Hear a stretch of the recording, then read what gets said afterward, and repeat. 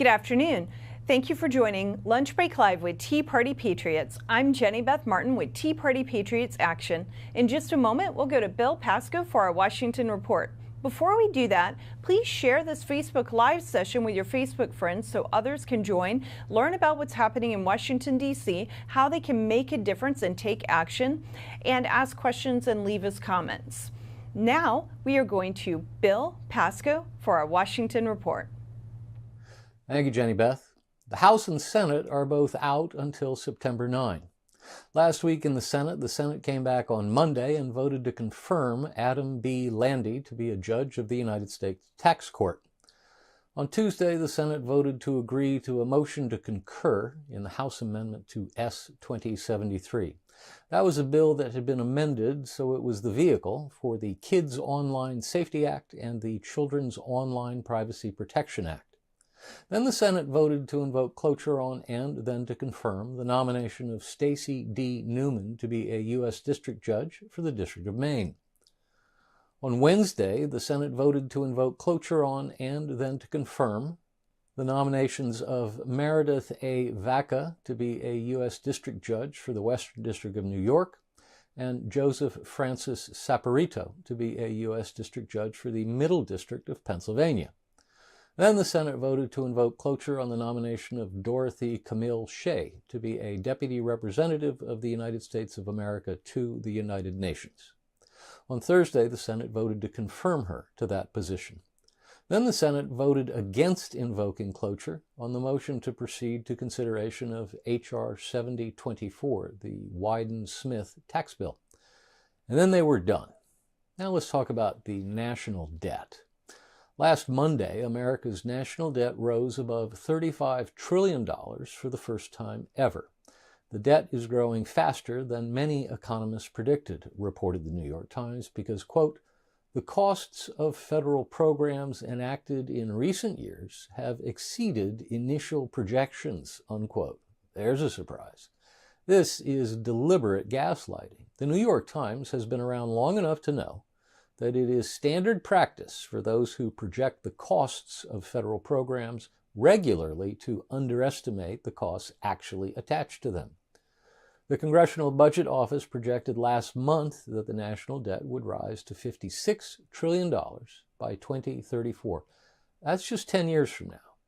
The CBO projection for 10 years from now includes a $1.7 trillion charge for interest on the debt, up from $892 billion this year. To put that in context, that means we spent more on interest this year than we did on national defense. And 10 years from now, we'll be spending more on interest than we do on Medicare. The national debt is currently suspended. That means the federal government can borrow as much as it wants until the suspension expires. Under current law, the suspension will be ended and the national debt will go back into effect on January 1, 2025.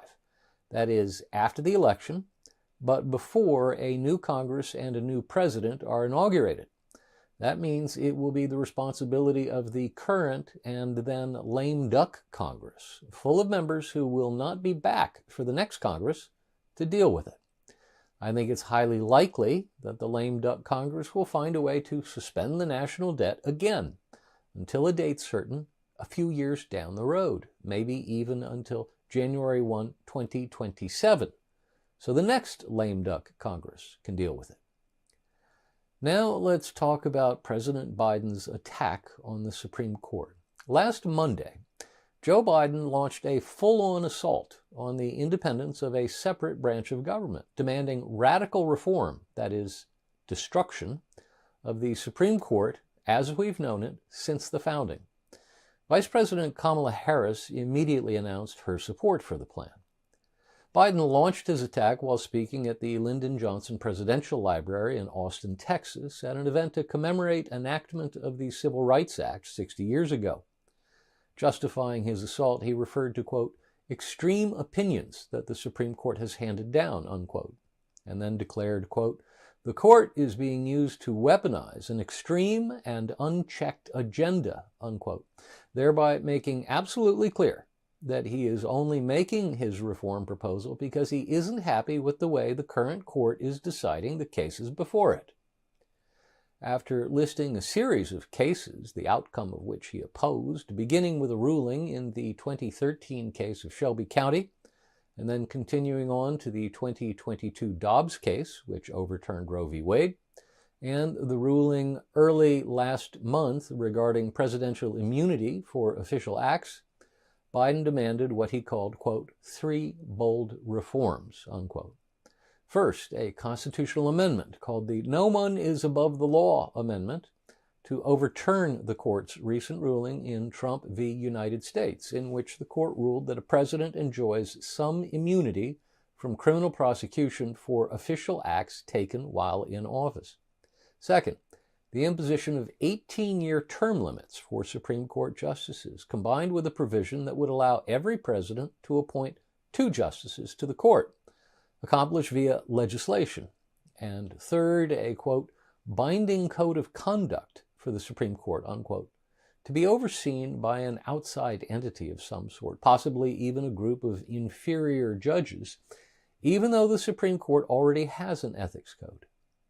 Let's dispense with consideration of the proposed constitutional amendment. It's going nowhere fast, and most likely was only included because it offered Biden a chance to insert the name Trump into his assault, thereby further energizing the anti-Trump grassroots base of his party. And let's dispense, too, with consideration of a new ethics code, so we can get right to the crux of the matter. As for the remaining proposal, that is, term limits for the justices, that, too, likely requires a constitutional amendment.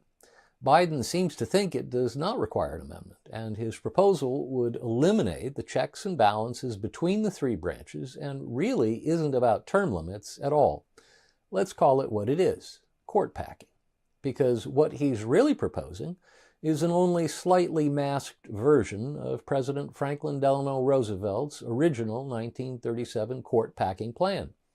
Like Biden, Roosevelt was frustrated by the justices of the Supreme Court and their rulings striking down various aspects of his New Deal agenda. He wanted to find a way around them. So he proposed to a Congress that had more Democrats in the Senate than at any time before or since an expansion of the court in a scheme that would allow him to appoint as many as 6 new justices to turn the court's anti-New Deal majority into a minority.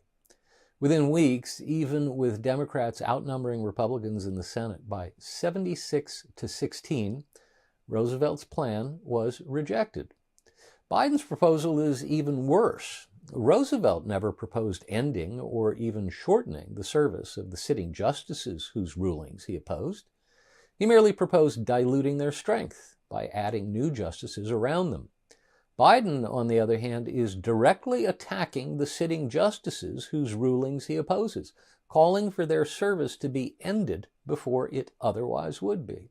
And by structuring a new framework in which each presidential term would carry with it the right to name 2 new justices to the court's membership would become more politicized, not less.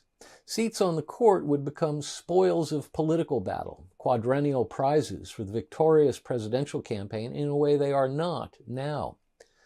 Perhaps it's only a coincidence that were Biden's plan to be enacted, the first justice whose service would end would be Justice Clarence Thomas, who was confirmed, coincidentally, at a time when Biden sat as chairman of the Senate Judiciary Committee and voted against Thomas, and whose abruptly ended service would be followed immediately by similarly abrupt terminations for Chief Justice John Roberts and Justice Samuel Alito. Biden knows better. As a U.S. Senator for 36 years, including service as both chairman and ranking member of the Judiciary Committee, he knows that what he is proposing is not only unconstitutional, it would destroy the judicial independence so carefully constructed by our founders. In 2005, Biden spoke of Roosevelt's court-packing plan.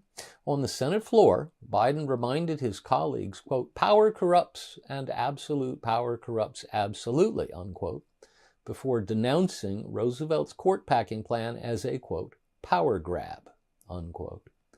Biden was right to oppose court-packing 2 decades ago. He is wrong to propose it now. Now let's talk about KSM. Gets a deal, then loses it.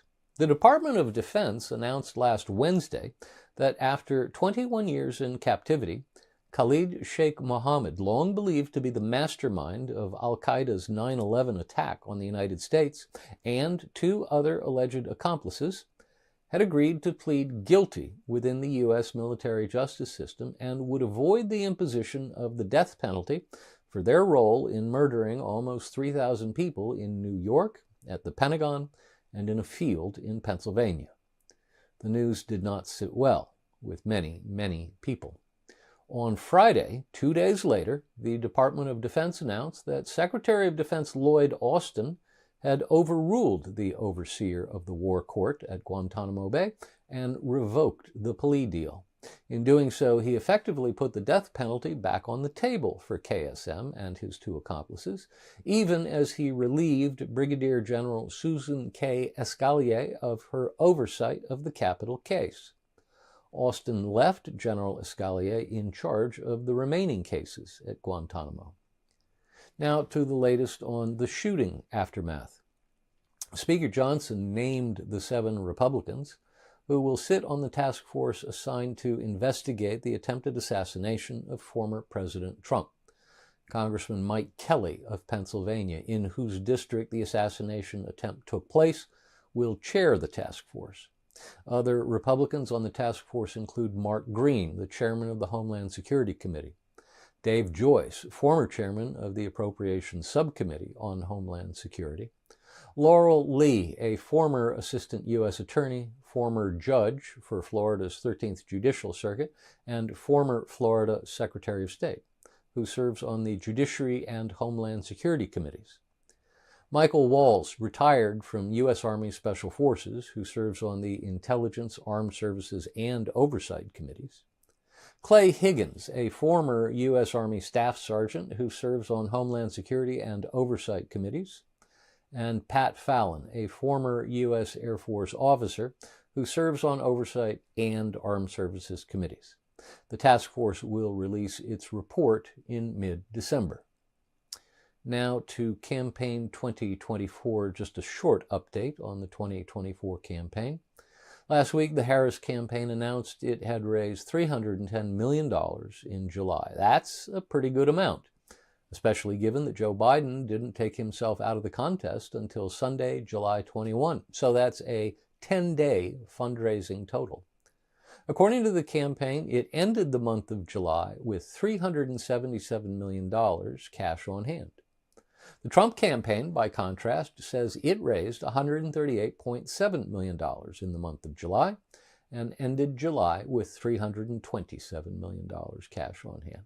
Now, before anyone gets crazy about the $50 million disparity, let me just remind you that a presidential campaign is the one kind of campaign where the earned media is more important than the paid media. Both campaigns are going to have plenty of money to run a presidential campaign. Neither campaign is going to lose because it couldn't raise enough money. As of this writing on Monday morning, we're still waiting to hear from the Harris campaign on whom she will select to serve as her running mate. The 3 finalists are said to be Pennsylvania Governor Josh Shapiro, Minnesota Governor Tim Walz, and Arizona U.S. Senator Mark Kelly. Now let's talk for a moment about the polls. We've had a number of them conducted and released since Kamala Harris became the Democrats' presumptive nominee, and they all show basically the same thing. Harris has tightened the race. In the 5 July polls I saw before Biden got out of the race, Trump was leading by mid-single digits. In the 5 polls I've seen since Harris got into the race, Trump maintains his lead in 2, but trails by a point in 3 others. All of them, since Harris was swapped in, are inside the margin of error. This is to be expected. The fact that Trump was leading Biden wasn't based on any particular Trump strength, but was based on Biden's weakness among key elements of the Democrats' coalition, young people and people of color. Now that Kamala Harris is the Democrats' presumptive nominee, she's bringing back young people and people of color. That's no surprise. For now, we're back to where we should have been all along, with 7 battleground states: North Carolina, Georgia, Arizona, Nevada, Pennsylvania, Michigan, and Wisconsin, and a contest in Nebraska's 2nd Congressional District. Trump strategist Chris LaCivita's dream of expanding the map to include New Hampshire, Minnesota, New Mexico, and Virginia has most likely evaporated because Harris is recreating the standard Democrat coalition. There are still 2 more major events to take place before we'll know where this race really is. Harris's selection of the vice presidential running mate, which should happen today, and the Democratic National Convention in Chicago, which begins 2 weeks from today. Stay tuned. And now for the Jenny Beth Show. Episode 78 of the Jenny Beth Show dropped last Wednesday, and it's one of my personal favorites.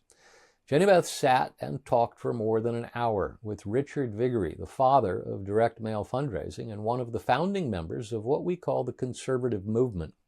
Richard has raised more than $1 billion for conservative organizations and candidates over the decades, and has made possible by his creativity and his innovations the amplification of many, many voices of grassroots conservatives who didn't have access to big media or big money. He's a font of knowledge, not just about how to raise money through the mail, but about the modern history of the United States. It's a truly fascinating discussion and well worth your time. And that's our Washington report for this week. Bill, thank you so much for that Washington report. For our call to action for this week, please make sure you go to teapartypatriots.org. Again, teapartypatriots.org. And if you have questions that we did not address during this Facebook Live session, please feel free to shoot me an email at Jenny, Jenny, Beth, B-E-T-H, Jenny.Beth at teapartypatriots.org, and we'll answer those questions for you. Please make sure you join us again next week for Lunch Break Live with Tea Party Patriots. Thanks so much for joining us today.